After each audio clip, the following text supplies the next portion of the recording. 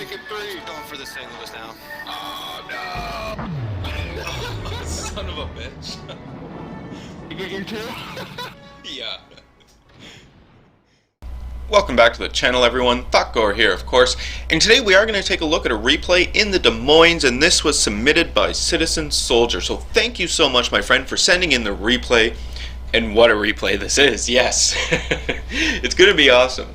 And it's also homage to the whole notion in the game that, you know, the Des Moines or the US cruisers aren't really that great. Now, that being said, I know that, you know, I'm not very impressed with the US cruisers. However, I know specifically with the Des Moines that it's all about how you play her, right? Because she's a different sort of cruiser than a lot of the other like Japanese or German cruisers, right? You don't really get to fight people at range with relatively good armor. Not that the Des Moines doesn't have good armor, it's just, well, no, I guess that's comparable to the Zhao too, isn't it? Yeah. The Zhao, yeah, anyway, we'll just let that one go. We'll let that go. But the Des Moines is definitely different from the other tier 10 cruisers we have in the game, and especially with some of the changes in game. You know, a lot of people haven't been very satisfied with their Des Moines, but it's very nice to see an actual Des Moines replay that goes very, very well. Now, I know that it's not, you know, not impossible and not far and few between to see a good Des Moines replay, because I know certain people in the game here who play their Des Moines, and usually they do very, very well in the Des Moines indeed. And this has a whole lot to do with how they are playing the Des Moines, and it's, you know, pretty different than you would in just another tier 10 cruiser, Hindenburg or Zhao. Maybe the Russian tier 10 cruiser. Now I'm not 100% sure yet on that one, but anyway, in the Des Moines on trap with CitizenSoldier. So you can see his team has quickly taken B and C, right? So the enemy has control over A, and CitizenSoldier is getting himself into some cover here of these mountains and landmasses in between C and B, right? You're going to start using this as cover, because the idea here with the Des Moines is obviously to close the range. You need to close the range so that you can get in there and start effectively firing on the enemies. And the reload and rate of fire on this thing is so spectacular that really before the enemy knows what's going on, they have already lost a significant portion of their health. So that is exactly what CitizenSoldier is doing right now. And as well, if you notice in terms of camouflage on the ship, it is the stealth camouflage. Now, this brings up a good point, because I have heard rumors and grumblings about the camouflage in the game. The you know, the whether you want the detection decrease or whether you want the accuracy decrease. So I'll throw it out here and see what you guys think. The argument is that with the accuracy decrease camouflage, that leaves it up to RNG. Because then you have, 3% chance of incoming enemy shots to miss or something like that. So it leaves it up to RNG as to whether or not those shots are actually going to miss 3% of the time. So you have no direct control over that. Basically, it's whether or not RNG decides that those shells are going to miss or be less accurate. On the flip side of that, people are saying that you should just run the camouflage. The detection decrease camouflage, because that is a guaranteed decrease to your concealment range. There is no RNG involved whatsoever, guaranteed. So that's the argument. Now on my ships, obviously I've still been running the accuracy decrease camouflage in in cruisers, basically cruisers and battleships. But with my destroyers, obviously it's detection decrease. So I just wanted to throw that out there, see what your thoughts are on that as well, and whether or not you agree. And yeah, you probably should be running just constantly detection decrease camouflage, that sort of stuff. But throw it out there and see what you guys think. Anyway, you can see that CitizenSoldier has got himself into a position where he was able to put a few shots into the enemy Yamato. We do have an enemy Russian cruiser here off in the distance, and CitizenSoldier is immediately engaging this guy, right? Fired off some high explosive. Now we've got armor piercing on the way, because we know that the Russian cruisers have very poor armor and high citadels. So it should be very easy to get citadels on the Russian cruisers, and indeed it is. Citizen Soldier managed to get one there in that first, or well, second salvo, I suppose. That salvo just went in and got 2 more citadels, and the Russian cruisers are already on half health. I gotta say, with these Russian cruisers, I was a little angry at first when I read that they get the increased radar ability, right? The enhanced radar ability. Because essentially I read that and I just blacked everything out and got very angry, and I was like, what is this? Russian bias, oh my god. And then realizing, afterwards, after I read it again, a little less hot-headed at that point, that they're also giving it to the US cruisers. It's just coming in a later patch, which is very good to see, because I have a hard time, I can accept a lot of the historical inaccuracies in the game, because they have to balance it that way, these certain ways and whatnot. I can accept that. But I cannot accept the Russians solely getting the enhanced radar ability, because it is the Americans who, in my opinion, should get that. If we're going to talk Russian-American, who gets it first? I would say Americans, right? Frankly, once the British come into the game, I would expect the British to have the enhanced radar ability as well, because it's the British who really made advances in shipborne radar, right? So, and then the Americans enhanced it, basically. They took the technology, enhanced it, made it a whole lot better, but it was the British who were the groundbreakers in that sense, so I would expect them to have it as well. But all that being said, very glad to see, or rather to read later on, that the Americans are getting it as well, just we have to wait a little bit on that. So, okay, alright, we can accept that. Now we've got Citizen Soldier again making excellent use of cover, right? We're up here at C now, we're firing into B, because you can see the enemies obviously have pushed from A into B because they want this point. This is going to be the critical point here on the map, and we've got an enemy Yamato at about half health, sitting there in B, and that is not a good play by this enemy Yamato, because you can see Citizen Soldier is just pumping shots into him. We've got high explosive. The Des Moines is going to be excellent at just burning down this Yamato, right? It's just going to happen. As well, on top of all of that, you have a whole lot of allied ships in and around here as well, basically all firing on the Yamato. You can see another enemy battleship there in the background in Iowa or Montana just took a number of torpedoes, so that guy's almost dead. So fantastic. We've got some excellent defensive B here going on. Even though, right, the enemies are actually in B and capping it, whatnot, that doesn't matter. There is a good defense going on here, because it's just contested right now. So enemy Yamato is gone. Fantastic. We still have this other enemy battleship, but he's almost gone as well. Citizen Soldier just set him on fire, and there we go. That battleship is gone as well. So fantastic. And the first kill for Citizen Soldier. Excellent. Looking around, we do see an enemy Kagero. This enemy Kagero. I gotta say, he must have been incredibly angry. In goes the first salvo. What was that, like 4,300 damage or something? Maybe more? Yeah, he's not having a good day. But again, look at the use of cover here that Citizen Soldier is using, right, and making use of. We've got this landmass, this island off to the port side, which is sheltering him from a whole lot of the shots from the enemy ships that are on the other side of the island, right? The island, he's so close, the enemies can't shoot over that. Up pops the Russian cruiser once again, but we do know, yeah, the Kagero's still out there, and he's not doing so well, so Citizen Soldier continues to put shots in on him. And as well, the team is still here doing fairly decently, but in terms, ships lost, they were at parity. 4 and 5. Citizen Soldier just lost just took out the Kagero for the second kill. So they were at parity. The Citizen Soldier's team is pulling together here, but more importantly, B is no longer contested. Actually, C is now contested. There is an enemy destroyer who is snuck behind the battle line here, is now contesting C. So that's not so great. And again, the enemy, this Russian cruiser, just pushed into B and contesting that as well. So Citizen Soldier's team isn't actually gaining any points right now, and they just lost another ship, so they're losing points. So gonna need to do something here, but we're not too worried.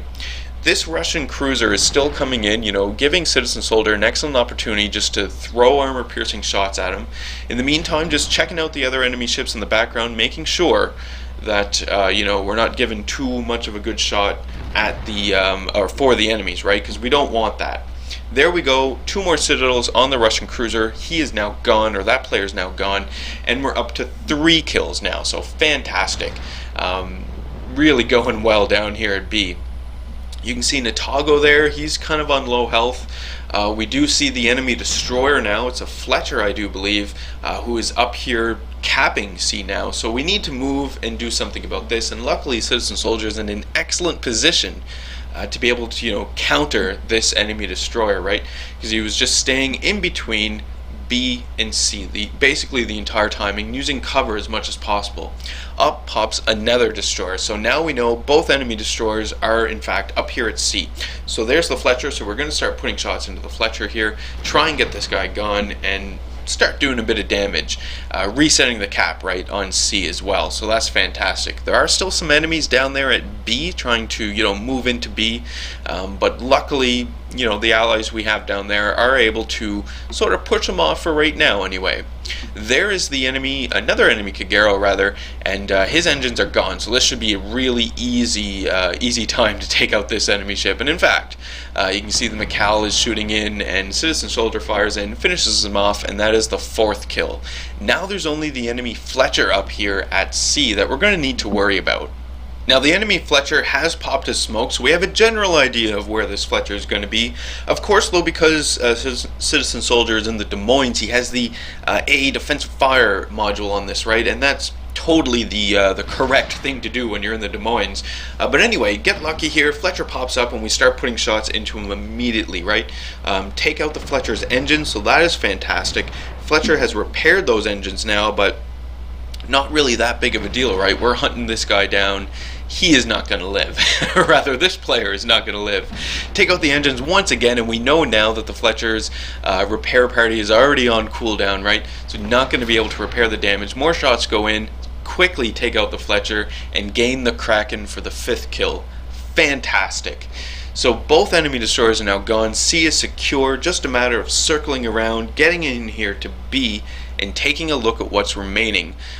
Seeing what we have, where the enemy ships are, and what shots you can take off. And it's really important too in this late game at this sort of point in time. Like CitizenSoldier played an excellent game making use of cover here, so you can tell that he hasn't taken a whole lot of damage, and this is critical right now at this later stage, right? The more hit points you can have at the end game, the better, because now you can kind of afford maybe to make a few mistakes if you do. More importantly, to take a few shots if you need, or take a few shots, right, for your team. Absorb some shots from the enemies if you need to. That being said, though, I always want to make sure I mention this. Do not try and just sit in the back during the early and middle part of the game thinking, well, I need my hit points to survive the end game. Don't do that. That is useless. You're just taking yourself out of battle and waiting until the end, right, to finally do something. It'd be awful. But anyway, putting shots into this Yamato now. Second enemy Yamato pushing into B, basically on his own at this point in time. Well, not his own. I mean, there are enemy ships in the background, but really pushing in here. You can see another enemy Des Moines as well, but CitizenSoldier is not concerned about this guy at all, because he's gonna be able to burn down this enemy Yamato without any issue whatsoever. CitizenSoldier also has the benefit of having an ally Yamato. You can see the ally Yamato right in front of him that the enemy Yamato is focused on, right? Enemy Yamato is not worried about trying to take out the Des Moines. Enemy Yamato is focused on taking out this other Yamato that's in front of CitizenSoldier here. So really working out here to CitizenSoldier's advantage. So the ally Yamato is gone, kind of sad, but whatever. The enemy Yamato, you can see, has paid a terrible price for the push that the player has decided to do into B, right? Just a terrible, awful price. Even though the Yamato is, probably the best battleship in the game at this point in time, you can't just push off on your own in it against several enemy ships and expect to survive. It's just not going to happen. So there we go. Yamato is gone, and that is CitizenSoldier's 6th kill. So fantastic, excellent job there by CitizenSoldier. Enemy Des Moines here is off in the distance now, so we're going to start engaging this guy, putting shots into him and trying to get him down. burning them, doing whatever damage we can possibly do. Again, making excellent use of cover here, essentially just staying behind this mountain and firing over it, right? Making sure that the enemy shots that do come in probably aren't going to hit, because the enemies are going to have a hard time to actually hit you, but still maintaining that distance away from the island so that you can get your own shots over the mountains here. So fantastic job. The enemies in the meantime though have managed to cap B, so that kind of sucks, but not to worry, right? We've got CitizenSoldier, we've got 2 allied destroyers with us, versus the Des Moines, and I believe it's the Thotgor that's remaining, maybe not, but 2 enemy cruisers anyway. So we do have the Des Moines here, closest target, right? And he's given us a nice broadside. So you can see we clear the barrels of our high explosive. They hit the mountain, whatever. Start loading up armor piercing. But the Des Moines, the enemy Des Moines here, start moving away at an angle, right? So it's not necessarily a nice broadside here. And in fact, the enemy Des Moines just took a hard turn there. So yeah, it's probably time. Switch over. The Thotgor's given a great broadside right now. And he's on fairly low health, so if we can get this guy gone, that would be fantastic. We do continue to keep our armor piercing in the barrel, because again, this is a fairly nice broadside here that this Thotgor is giving, and I thought it was fairly surprising to see. It's an Thotgor, I guess not, right? I just assume that all Thotgor players are incompetent, and I know that that's wrong. It's just the majority of the time that I encounter an Thotgor, usually I end up getting torpedoed by that friendly Thotgor, and it's just terrible. So anyway, Thotgor's gone. That is the 7th kill for CitizenSoldier, and we're getting high up here in the damage numbers too, right? About 128,000 that has been registered so far. About time for a high caliber, I would assume. So we're gonna start doing some damage here, putting some shots into the last remaining ship, this enemy Des Moines, to see if we can't get that 8th kill, right? Try and go for it here. At the very least, we know that this is most likely going to be a victory. There's really no question about it at this point in time. Even though the enemies have the advantage in the caps, right? They have A and B. B actually isn't accumulating any points because it's contested. The allied destroyers are contesting the point. There is the high caliber, and because the point is contested, obviously the CitizenSoldier's team here continues to gain points from the 1 C cap that they have. So we have the enemy destroyer at half health now. Not too bad at all. About 1:55 left on the clock here. Time is running out though, right? Because the points are capping up. This is victory. It is all but over now.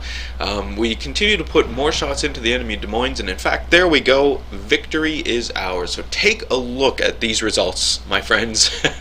706,000 credits, 8,600 experience. We've got a Kraken. We have a high caliber, 7 kills. 230 shots, 6 citadels, and 6 base resets. Fantastic. That was some spectacular gameplay there in the Des Moines. 3,800 experience to become top of the team overall. So another great, great result there. Now, just to throw out and give kudos to the enemy Yamato, one of the enemy Yamatos on the team, right, who managed to get himself a Kraken. So good show by that player as well. However, the enemy team just wasn't there to support him. In terms of damage done, we are looking at 157,000 damage done. Fantastic. Looking at the screen as well, I just realized that it actually totals up that damage for you right there at the bottom. Yeah.